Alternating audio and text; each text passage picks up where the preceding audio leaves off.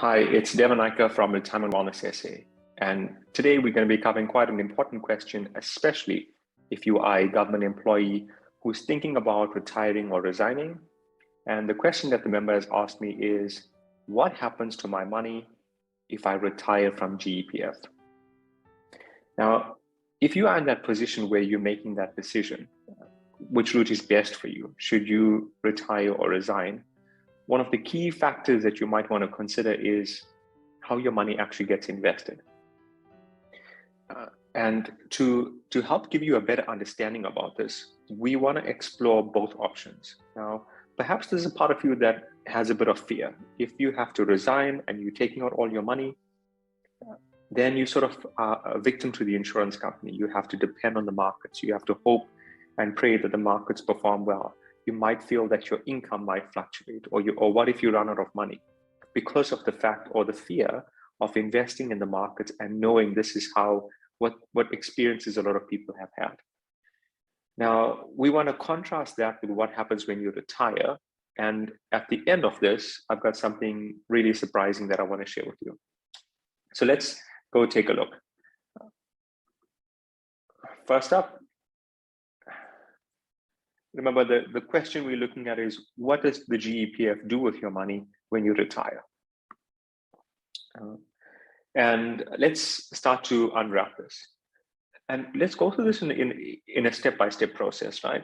The first option is they could take that money and keep it as cash. So they could keep this inside of a bank account. And what are the chances of them doing that? Extremely slim. And the reason for that is, if the money sits inside a bank account, what we want to start to consider is, what kind of return would we get from the bank? Remember, that return would come in the way of interest. And usually the bank is going to give us a good interest rate. So we'll have interest here. But usually that interest it's attractive if it's a short period, you see, because usually that's where we use a bank. It's when we have a short-term investment. But GEPF is investing this money over a long period. And keeping it in the bank, the danger here is inflation. The return that is offered from the bank might not beat inflation. So inflation is what influences your buying power. The easiest example I can give you for inflation is, let's look at the price of bread. Now, you know how much you're paying for bread right now. 20 years ago, the price of bread was much lower. Let's call it 5 rands. What made the price of bread jump up from 5 rand to what you're paying right now?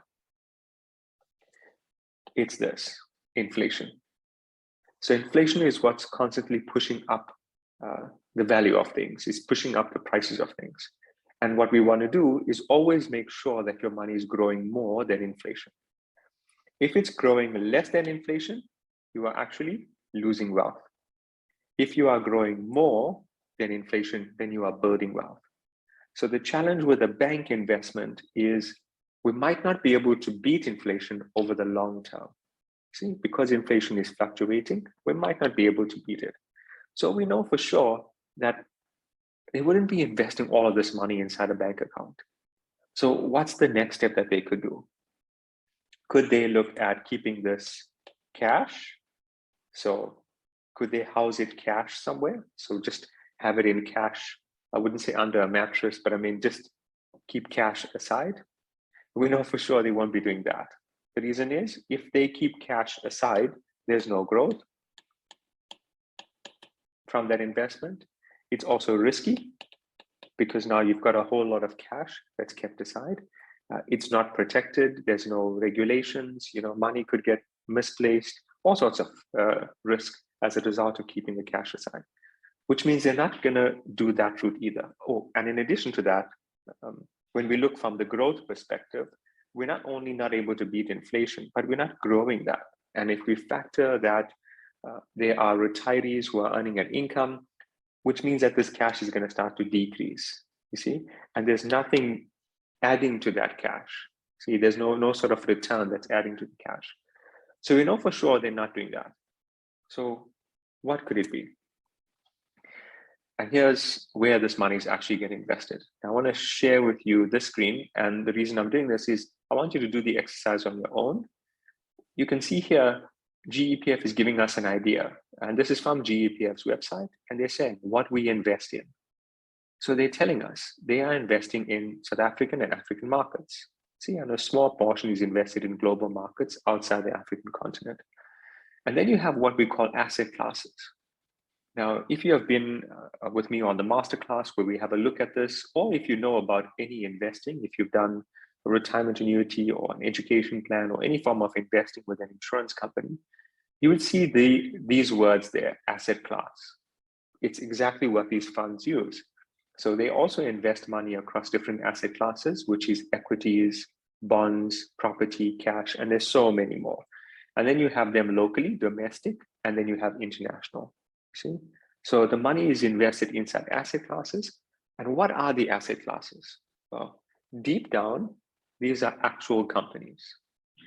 So the actual companies that the money is invested in. Let's use an example. Could be Woolworths, could be Engine.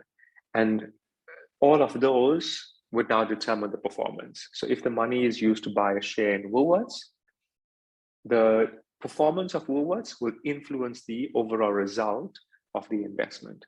But remember, there's probably hundreds of companies that they invest in the money in because it's spread very thinly, just like how it would be if a member had resigned and invested via an insurance company, see, using a fund. The next thing I want to show you is this part. Also, you'll find this on the site, which is what do we invest in? And again, here, GEPF is showing you equities, fixed income, properties, and they've got the EC buyer fund. Now, equities are important, and we want to go one step further. And why I'm highlighting this is a lot of members have this feeling that if the money is within GEPF, sort of safe. And don't want to say that it's not safe, but I just want you to understand that we're still investing money, you see? And if you look more clearly, they're investing inside the JSE. It's invested in the Johannesburg Stock Exchange. See? At the moment you think that, you might be thinking risky, because a lot of members, when they think resignation, they feel, I've got to invest money. There's a risk element to it. What I want you to see here is, it doesn't matter which route you take, whether you are going to resign or whether you're going to retire. You always invest in. So let me take you to the next screen to show you that. So this is a fact. Whether you retire or resign, you're always investing. Let's go a little deeper. If you choose to leave your money within GEPF, in essence, what is taking place is GEPF would be investing your money. See? So here, this is if you retire, GEPF does your investing for you. So in essence, what you're saying is, you're telling GEPF, look, I'd rather you do the investing for me. So I don't want to invest the money with the insurance company. I want you to invest the money for me. Bearing in mind now, GEPF does the investment in the similar way to the insurance company. Some things would change naturally. That's what makes all the funds different, but they're still investing in the stock exchange with all those elements. The alternative to that is if we have to resign. So here, if we resign, you're still investing. See, we're still investing. The difference is we are now asking the insurance company to do that for us. So we're now saying to the insurance company, look, I'm taking my money away from GEPF and I want you to invest that money for me. See? Now there's different options that the insurance company has. In fact, I speak about it, 5 different options that they can use in order to invest money. But you know that there's 2 options for you to take, right? You could retire, in which case that money stays with GEPF. Remember, you are now making a conscious decision, even if you don't know it, but you're making a decision for GEPF to invest the money, because the fact is you're always investing whether you retire or resign. If you opt in to resign, you then are making this conscious decision to say, look, I want to take my money away. I'm still investing, but now you're choosing the insurance company to invest for you. Okay? Now, the question I want to leave you with is, what if there was a third way of doing this? So right now, you know, if you have to retire, you're leaving this money with GEPF, but then you sort of have to abide by the rules of GEPF, which means GEPF is going to dictate to you on the lump sum you're going to get. They would obviously dictate to you on the monthly income that you would receive. They would dictate on the increases that you're going to be getting monthly. This is on the route of retirement, right? So on retire here, GEPF controls that. This is if you retire. And then on the other option is if we have to use the insurance company, and this is in the case of you resigning. So if you have to resign, we know that the insurance company now controls that, meaning they would provide you with the income, they'll provide you with all the elements, and also what happens when you pass away. Both of these companies decide that. See, so they sort of control that. The question or the thing that I want to leave you with is, what if there was a third way of doing this? Now, if you found this video helpful and insightful, please click on the like sign and remember to subscribe so that you get to see future videos as soon as we post them. And I'd love to hear your comments on this one, because this is something that is of particular importance for GEPF members. I get the question all the time, what happens to my money when I retire from GEPF? I'll chat soon.